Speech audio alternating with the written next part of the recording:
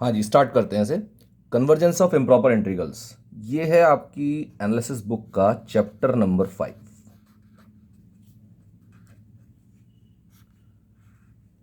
जैसे नाम है इसका, कन्वर्जेंस ऑफ इम्प्रॉपर इंटीग्रल्स। देखिए, जैसे इम्प्रॉपर इंटीग्रल नाम आया तो प्रॉपर इंटीग्रल भी होते होंगे।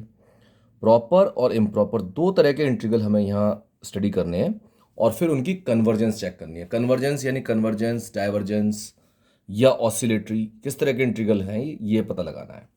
तो सबसे पहले मैं डिफाइन करता हूं प्रॉपर इंटीग्रल।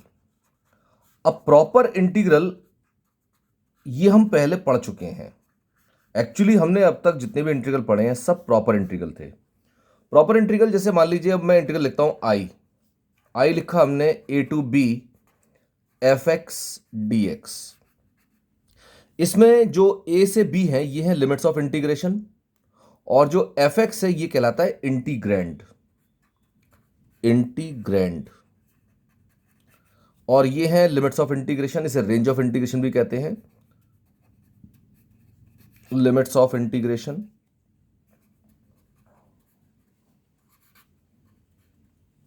तो जो हमारा प्रॉपर इंटीग्रल होता है उसमें एक तो रेंज ऑफ इंटीग्रेशन फाइनाइट होनी चाहिए। रेंज ऑफ इंटीग्रेशन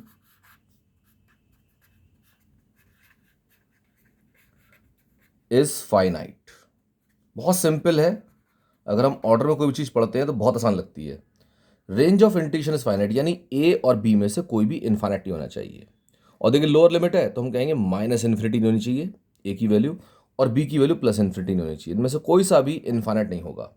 तो range of integration should be finite. Also integrand, integrand यानी एफ एक्स जिसका आप इंटीग्रेशन करते हैं, इंटीग्रैंड इज बाउंडेड। अब ये टर्म हो सकता है कई बार परेशान कर जाती है हम लोगों को कि बाउंडेड का क्या मतलब होता है। तो जरा एक बार फिर समझें, बाउंडेड फंक्शन। बाउंडेड फंक्शन किसे कहते हैं?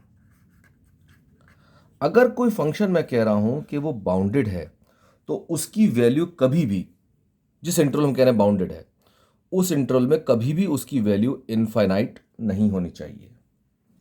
देखिए, इसको लिख देते हैं, if F x is bounded in an interval AB,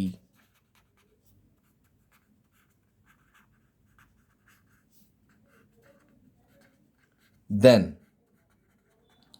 fx never tends to infinity, never tends to infinity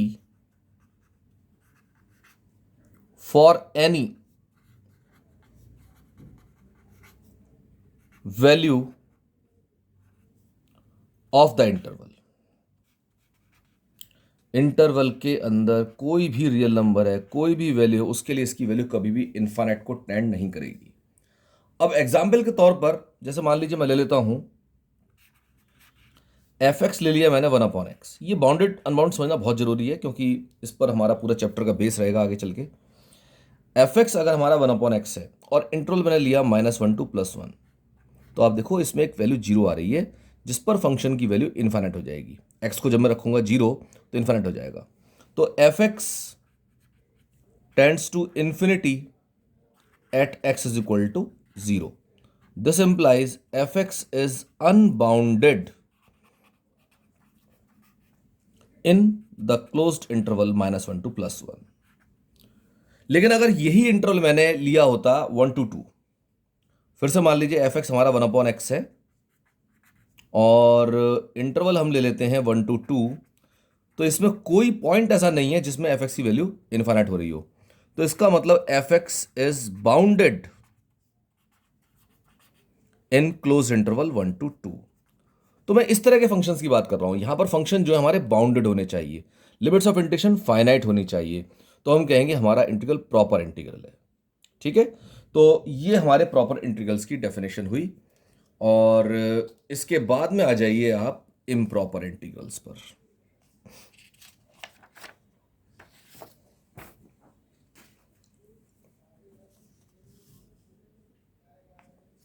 improper integrals,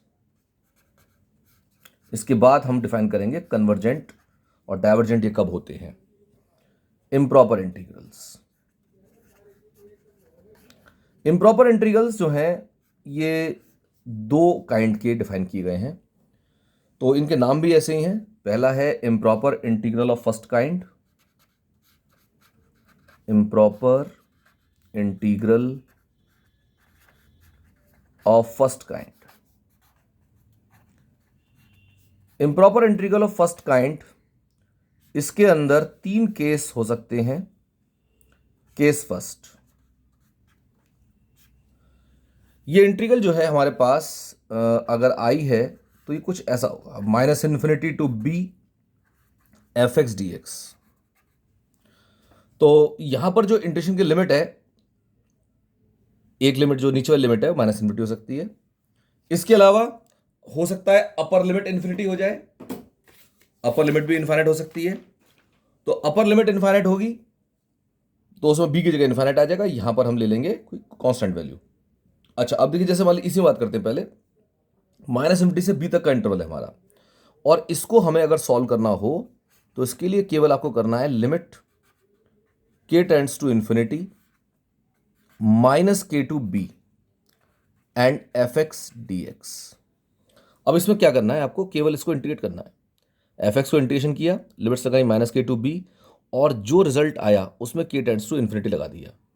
k tends to infinity लगाने पर जो रिजल्ट आएगा हमारे पास वो इस इंटीग्रल की वैल्यू होगी।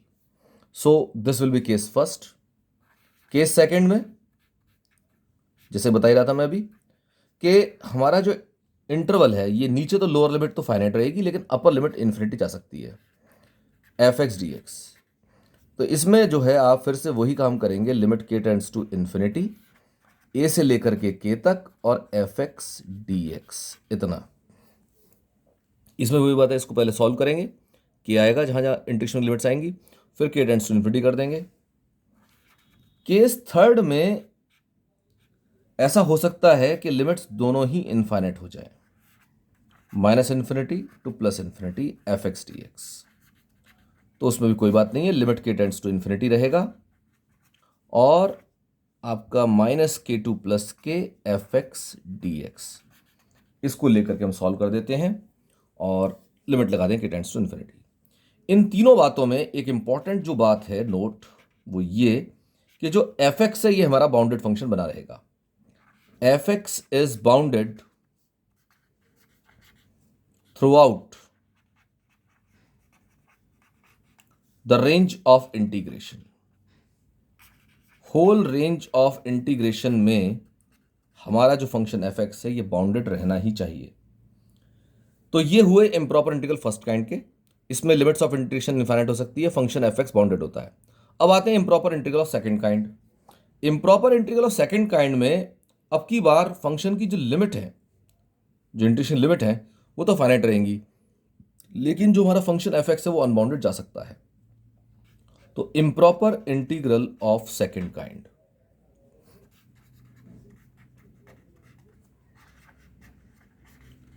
Improper integral of second kind,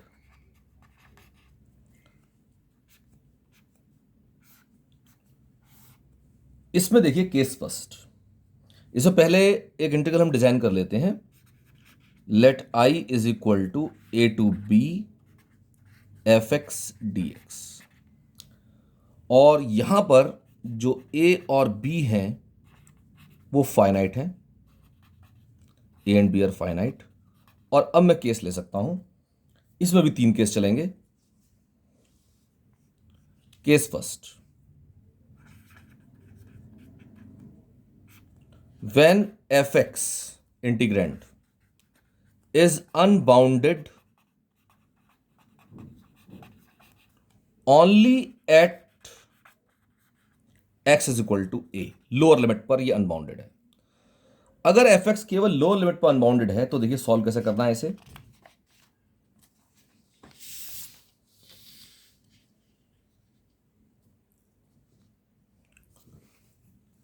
इसके लिए जो हमारा आई था इंटीग्रल, इसमें देखो जैसे a पर अनबाउंडेड है तो हम कभी भी a पर इंटीग्रेट नहीं कर सकते, और a पर इंटीग्रेट नहीं कर सकते तो a को हमें छोड़ना पड़ेगा। छोड़ने का तरीका देखो, लिमिट ले लेंगे एप्सिलॉन टेंड्स टू 0, और ए प्लस एप्सिलॉन से लिमिट स्टार्ट होगी और बी तक जाएगी। ऐसे में क्या होगा, ए प्लस एप्सिलॉन है तो ए नहीं है इसमें, और एफ एक्स डी एक्स। अच्छा एक चीज और, एप्सिलॉन जब हम जोड़ेंगे ए में तो ए से अलग हो जाएगा पॉइंट, लेकिन ये ए से दूर ना जा पाए तो इसलिए हम लिमिट ले रहे हैं एप्सिलॉन टेंड टू जीरो। यहां पर आप देखो, ये अगर ए से बी तक का इंटरवल है तो हम ए से बी तक इंटीग्रेट कर रहे थे, लेकिन ए पर फंक्शन अनबाउंडेड हो गया तो ए को छोड़ के उसके नेक्स्ट पॉइंट से ही हम स्टार्ट कर देंगे इंटीग्रेशन। तो epsilon is very very small value, जिससे कि ए प्लस एप्सिलॉन ए के बिल्कुल नजदीक रहे तो हम ए प्लस एप्सिलॉन से बी तक इंटीग्रेट करेंगे। इसको सॉल्व करने के बाद लिमिट्स लगा देंगे ए प्लस एप्सिलॉन से बी तक, और फिर limit epsilon tend to zero लगाएंगे। तो ये जो फंक्शन की वैल्यू आएगी, इंटीग्रेशन की वैल्यू आएगी, वो हमारे रिक्वायर्ड इंटीग्रल की वैल्यू हो जाएगी। फिर इसके बाद में आइए case number second. Case number second में जो हमारा फंक्शन एफ एक्स है ये अनबाउंडेड हो सकता है अपर लिमिट पर। When f x is unbounded at x is equal to b, upper limit पर फंक्शन हमारा अनबाउंडेड हो सकता है एक्स इक्वल टू बी पर, अपर लिमिट पर। तो अगर ये अनबाउंडेड निकला एक्स इक्वल टू बी पर तो आप बी पे इंटीग्रेट नहीं कर पाएंगे। तो उस समय अब आई का क्या करना है, ए तो ऐसे ही रहेगा, यहां पर आपको बी से पहले ही रुक जाना है। लिमिट तो अभी भी एप्सिलॉन टेंड टू जीरो लेंगे, और ये b minus epsilon f x और डी एक्स। यहां पर भी आप देखिए, बी से जब पहले रुक जाओगे तो बी तक नहीं पहुंचे, लेकिन ऐसा ना हो कि बी से हम बहुत पहले रुक जाएं, तो बी के जस्ट पहले वाले पॉइंट तक हमें इंटीग्रेट करना है। तो ऐसे में जब एप्सिलॉन जीरो को टेंड करा रहे हैं आप, तो बी माइनस एप्सिलॉन दूर नहीं है, b minus epsilon is just in the vicinity of b, b के बिल्कुल पास में है। ऐसी a plus epsilon, a plus बिल्कुल पास में है इसके, ऐसे बी माइनस एप्सिलॉन पास में है। तो ऐसे में जो आई इंटीग्रल है हमारा, अब ये वैल्यू दे देगा। एप्सिलॉन को जीरो टेंड कराएंगे, इसको इंटीग्रेट सॉल्व करेंगे और आई की वैल्यू आ जाएगी। इसके बाद में केस थर्ड। केस थर्ड में ऐसा हो सकता है कि हमारा जो इंटीग्रल है वो बीच में किसी वैल्यू पर अनबाउंड हो जाए। When fx is unbounded,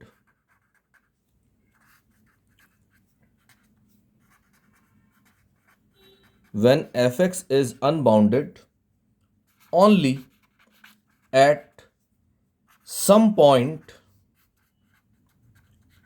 x is equal to c, where c is something between a and b। a और b के बीच में कोई पॉइंट है, जैसे 1 और 2 के बीच में, मान लीजिए 3.5 1.5 ले लिया मैंने, तो इस तरह से कोई वैल्यू बीच में हो सकती है। इस पर फंक्शन अनबाउंड हो गया है, तो अब क्या है, आप सी पे इंटीग्रेट नहीं कर पाओगे। तो इसमें आपको क्या करना है, limit epsilon tends to zero, बल्कि एप्सिलॉन 1 करेंगे। तो ए से लेकर के और c minus epsilon 1 f x d x. तो हम सी तक नहीं पहुंचे, सी से पहले रुक गए, और अब सी से स्टार्ट नहीं करेंगे, सी के जस्ट नेक्स्ट पॉइंट से स्टार्ट करेंगे। एप्सिलॉन 2 टेंड टू जीरो, और सी प्लस एप्सिलॉन से लेकर के बी तक, और एफ एक्स डी एक्स। तो आप देख सकते हैं केवल सी छूटा है इसमें, सी से जस्ट पहले तक सारी वैल्यूज आ गई, सी से जस्ट नेक्स्ट सारी वैल्यूज आ गई। एक पॉइंट पर हमने छोड़ दिया, एक पॉइंट छोड़ने से कोई फर्क नहीं पड़ता, इंटीग्रल की वैल्यू पर आपका फंक्शन वही वैल्यू देगा। तो यहां पर case first, case second, case third, ये 3 तरह के केसेस हैं। इनमें आपको इस तरह से लिमिट लगा कर सॉल्व करना है, आई की वैल्यू आ जाएगी। यही हमारे इंटीग्रल की वैल्यू है। अब इसके बाद में हम ये सारा काम कर क्यों रहे हैं, यहां पर फायदा क्या है सबका, और इस चैप्टर का जो हमारा गोल है वो क्या है। इस चैप्टर का गोल है, आपको कोई भी इंटीग्रल दिया हुआ है तो वो 3 तरह की कैटेगरी में डाला जा सकता है। 2 तरह की कैटेगरी तो हमने भी देखी, प्रॉपर और इम्प्रॉपर, लेकिन इनसे अलग हम बात कर रहे हैं। कोई भी इंटीग्रल आपके पास, be it proper be it improper, integral both proper and improper, कोई सा भी इंटीग्रल क्यों ना हो, इनको आप 3 कैटेगरी में डाल सकते हैं।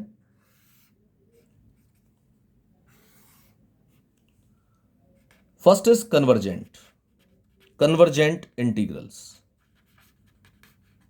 Convergent integrals. दूसरा है divergent integrals.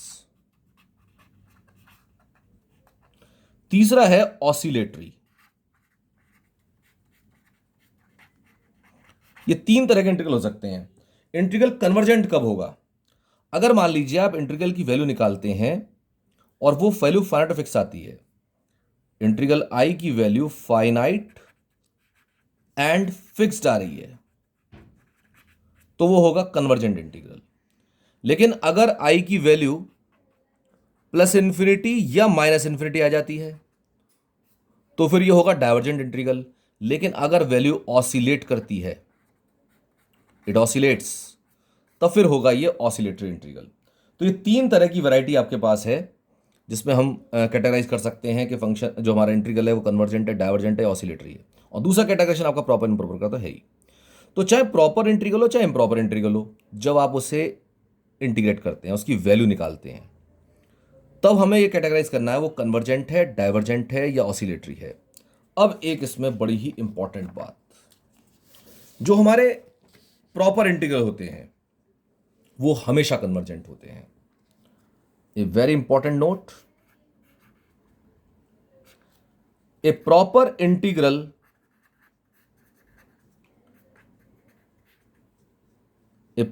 Integral is always convergent. ये जितने भी नोट्स बनवा के लिखवाता हूं मैं, वो सब एमसीक्यू में डेवलप हो जाते हैं। इन सब के एमसीक्यू बने हुए हैं, बन जाते हैं, आगे बनेंगे। ये नोट्स ही मेरे सारे जितना मैं काम करा रहा हूँ उसकी जान होंगे। जो आप देखोगे चैप्टर जब तक खत्म होगा 50-60 नोट हर एक चैप्टर में आपको मिलेंगे। जितना बड़ा चैप्टर होगा उतने ज़्यादा नोट्स मिलेंगे। और इसमें जब हम चैप्टर ख़त्म कर लेंगे तो आपको मैं टेस्ट कराऊंगा, और टेस्ट में जो क्वेश्चंस आए हुए हैं वो मैंने कुछ क्वेश्चंस बनाए, बहुत बढ़िया क्वेश्चंस हैं, मल्टीपल चॉइस क्वेश्चंस, उनका टेस्ट लूँगा आपसे मैं। और वो टेस्ट हमेशा सेव रहेगा आपकी एप्लीकेशन पर। ये जितना हम कर रहे हैं ये सारा सेव रहेगा आपकी एप्लीकेशन पर। ये पीडीएफ फॉर्म में आ जाएगा, जो भी पढ़ा रहा हूँ मैं सब पीडीएफ बन जाएगी इसकी, और ये आपके अकाउंट पर वहीं सेव हो जाएगा। जब आपका एप्लीकेशन डाउनलोड किया है आपने, उसमें ही ये बिल्कुल एज इट इज़ पढ़ा रहेगा पूरे साल। जो लेक्चर आप देख रहे हैं इस समय, ये लाइव लेक्चर रिकॉर्ड होगा, रिकॉर्ड हो रहा है, और ये रिकॉर्ड होकर के फिर आपके अकाउंट पर हमेशा मिल जाएगा, पूरे साल भर पड़ा रहेगा।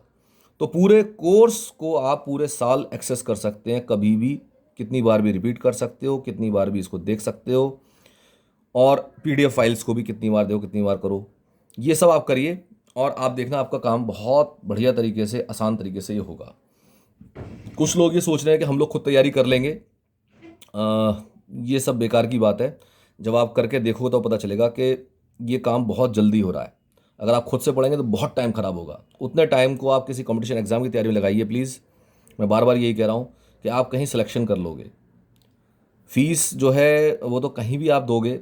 अगर समय आपका कीमती है तो समय की परवाह करो, तो समय को आप बचाइए। और मेरे साथ करके मैं बता रहा हूँ आपको, समय आपका बहुत सेव होगा। मैं बहुत बढ़िया प्रिपरेशन कराता हूँ, बहुत अपने मन से कराता हूँ, बहुत आपको केयरफुली कराता हूँ। कोई चीज़ छूटे नहीं कहीं से, बल्कि एक्स्ट्रा चीज़ें आएंगी, कम चीज़ कोई नहीं रहेगी। और टू दी पॉइंट, मतलब जो आपका काम है पूरा एग्जामिनेशन ओरिएंटेड है। ठीक है, तो हम बात कर रहे थे प्रॉपर इंटीग्रल की। A proper integral is always convergent. लेकिन जो इम्प्रॉपर इंटीग्रल होते हैं वो कन्वर्जेंट भी हो सकते हैं, डाइवर्जेंट भी हो सकते हैं, ऑसिलेटरी, तीनों में से कोई सा भी केस उसमें हो सकता है। तो ये पता लगाना पड़ेगा किसी भी इम्प्रॉपर इंटीग्रल में कि वो कन्वर्जेंट है, डाइवर्जेंट है या ऑसिलेटरी है। ठीक है जी, तो ये हमारा हुआ इसका कंसेप्ट। अब मैं आपको 2-3 क्वेश्चन कराता हूं जो तीनों तरह की टाइप पर बेस्ड होंगे। तो इसमें लीजिए आप एक्सरसाइज नंबर 1। एक्सरसाइज 1 ये आपकी बुक में पेज नंबर R233 पर है। बुक्स हम कृष्णा प्रकाशन की ही फॉलो कर रहे हैं, आपको भी ये बुक्स फॉलो करनी चाहिए। बहुत बढ़िया किताबें हैं। वशिष्ठ साहब ने जो किताबें लिख के गए हैं ये सैकड़ों साल तक चलने वाली हैं। अगर सिलेबस चेंज हो तो अलग बात है, वरना ये चैप्टर्स अगर रहेंगे तो these are the best books.